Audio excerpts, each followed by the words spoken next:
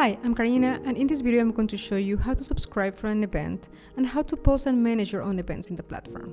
Let's first click on the events page.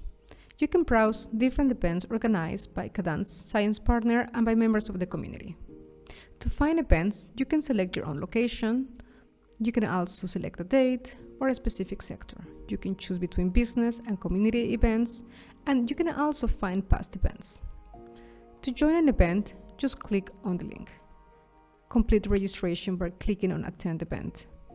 Once you do so, you will be one of the attendees. If you are clicking on an event that has been posted by somebody from the community or external party, you can also click on Read More. Here you will notice that you have been redirected to the organizer's site. This is where you will complete registration for that specific event. Now let's walk through the steps of adding your own event in the platform. Click on the events page and on Add Event. You will be asked to fill in the empty fields that correspond to your event. Click on Create. You can also change the header, or you can change it later. Just click on Skip if you would like to do it later. Now, your event is live. You can customize it by clicking on the Settings button.